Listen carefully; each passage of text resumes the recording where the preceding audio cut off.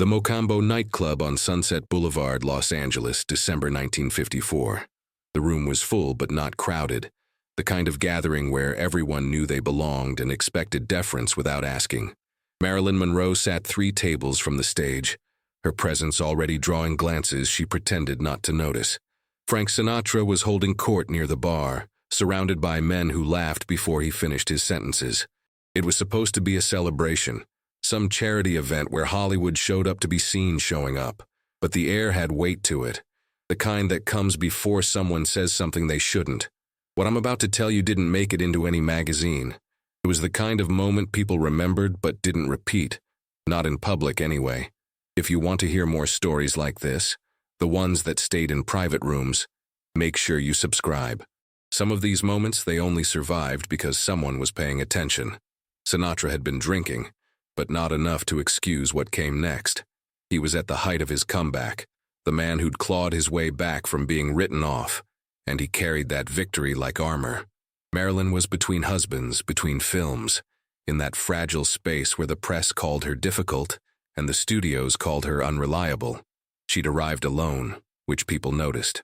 In rooms like this, alone meant vulnerable, and vulnerable meant available for comment. The first hour passed without incident. Marilyn spoke quietly with the few people who approached her table. She smiled when it was required, laughed softly at jokes that weren't particularly funny. She was good at that, at making people feel interesting. Sinatra stayed where he was, but his eyes drifted toward her table more than once. Not with interest exactly, more like assessment. Someone at his table said something about her latest film. Someone else made a crack about her being late to set. The laughter was knowing, the kind that comes from people who think they understand how the business works. Sinatra didn't laugh. He was watching her now, that calculating look performers get when they're deciding whether to work a room or work a person. Around 10:30, he stood, not abruptly, but with intention. He walked toward her table, and conversations dimmed as people noticed. This wasn't unusual. Sinatra moved through rooms like weather, changing the climate without effort. But the deliberateness of it, the slight tilt of his head, suggested this wasn't a casual greeting. Marilyn saw him coming. Her hands, which had been resting on the table, moved to her lap. He stopped at her table, didn't ask to sit, just stood there with that crooked half-smile that never quite reached his eyes. "Marilyn," he said, loud enough that nearby tables could hear. "Surprised to see you out. Thought you'd be home reading, trying to keep up with the dialogue." It was delivered as a joke, the kind of barb wrapped in charm that Sinatra specialized in. But everyone within earshot understood what it was, a reference to the rumors that she struggled with scripts, that she needed lines fed to her, that she wasn't as smart as she was beautiful. The room didn't go silent, but it shifted.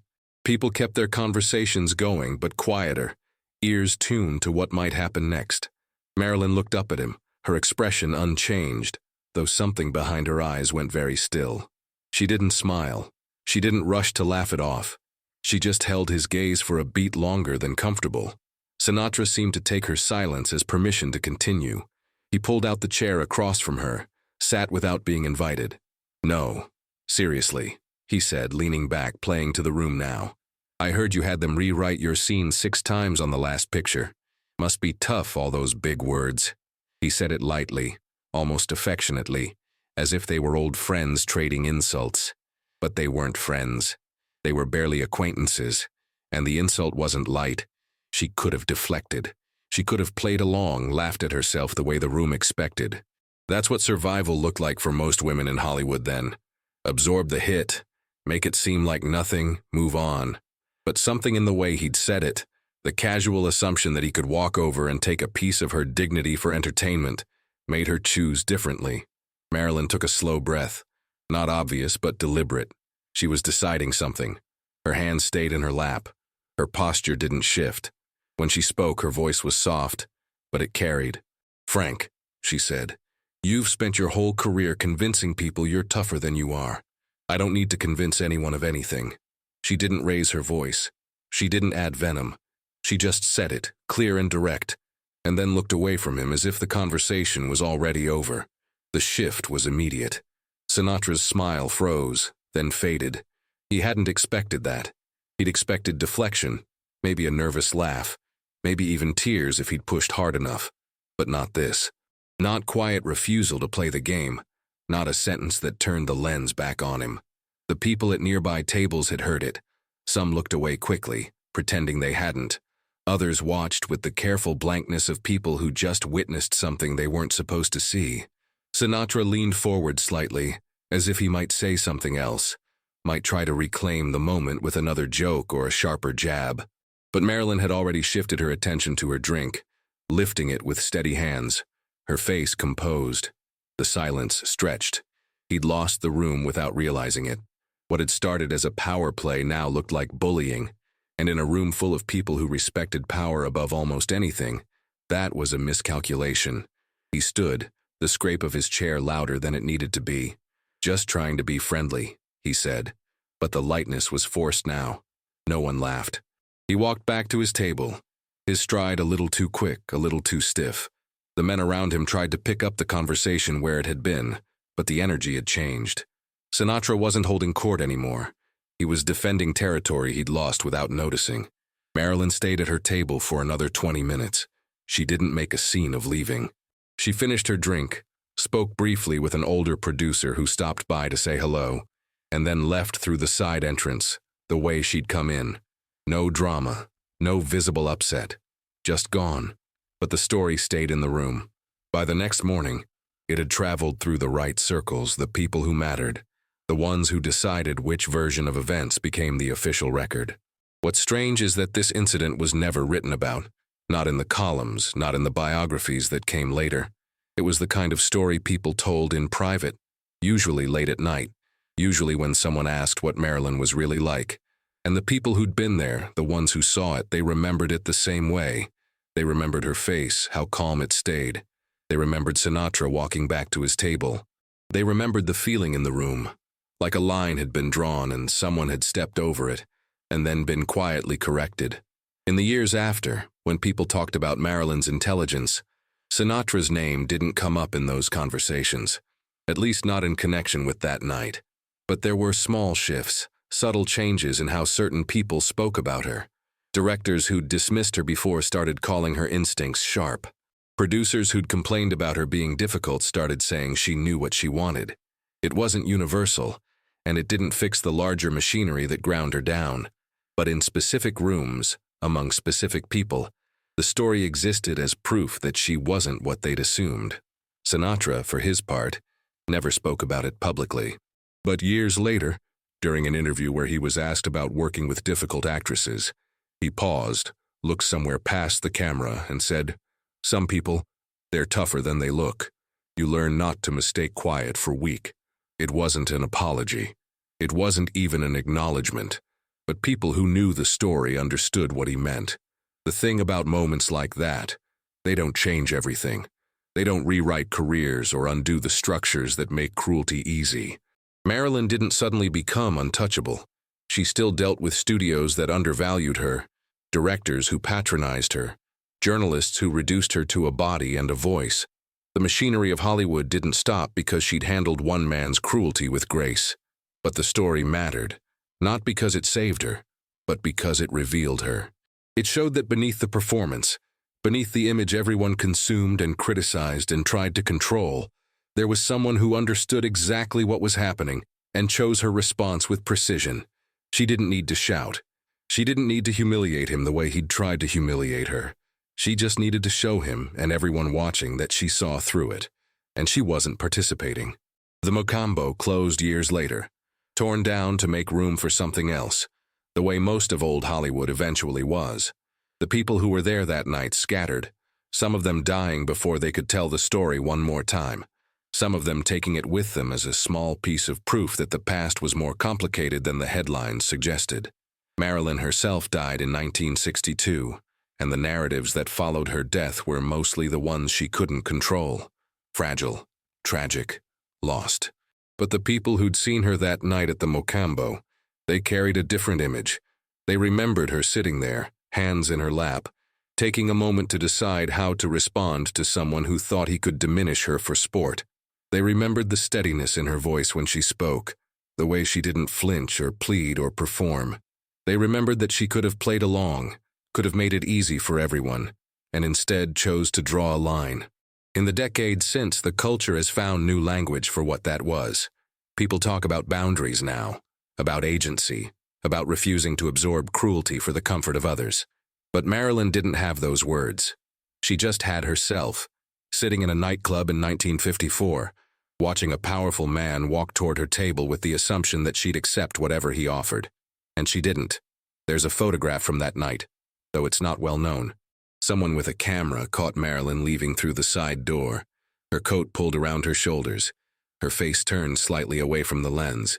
She's not smiling. She's not performing. She just looks tired, the way anyone looks after holding themselves together through something difficult. It's not the image people remember when they think of her, but it's the one that tells the truth. Frank Sinatra went on to have a remarkable career. He made great music, won awards, became an icon in his own right, but people who knew him well said he had a memory like a steel trap, especially for moments where he'd miscalculated.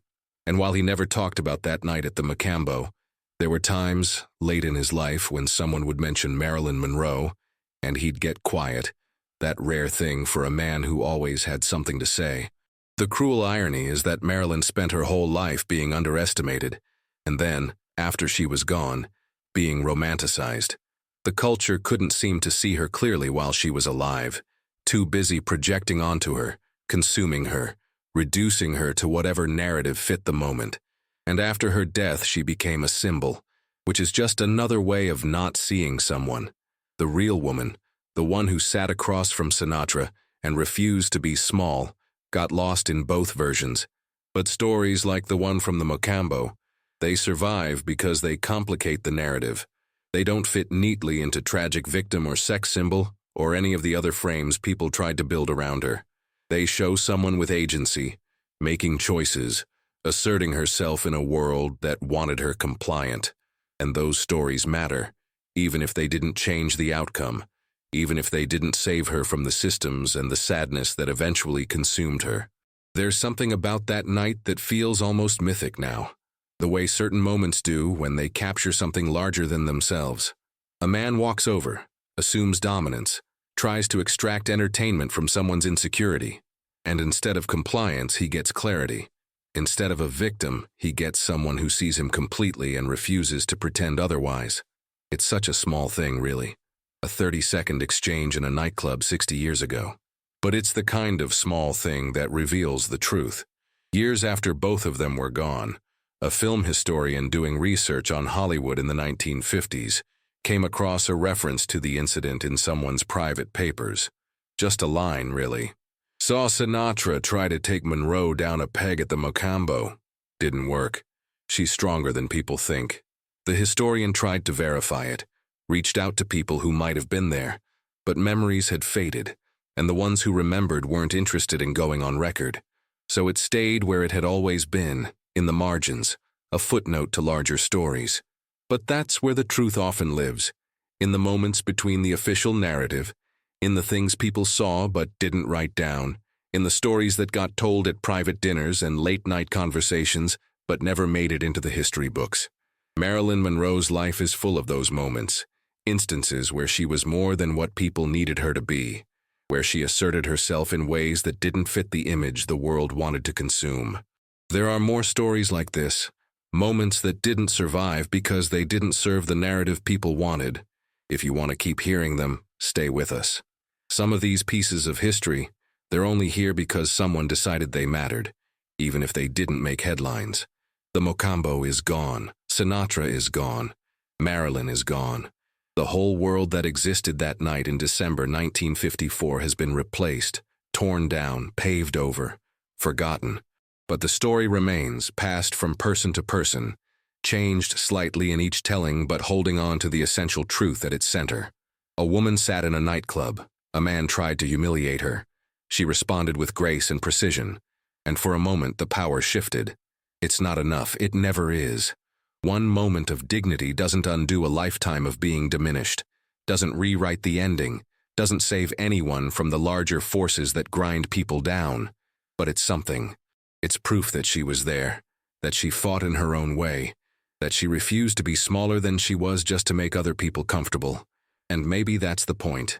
Not that she won, because in the largest sense, she didn't, but that she insisted on being herself, even when it would have been easier not to be. These are the stories worth keeping, not because they're heroic or redemptive or because they fix anything, but because they're true, in the way that matters. If you want more of them, you know what to do. Subscribe and keep listening. Some voices deserve to be heard even decades after they've gone quiet.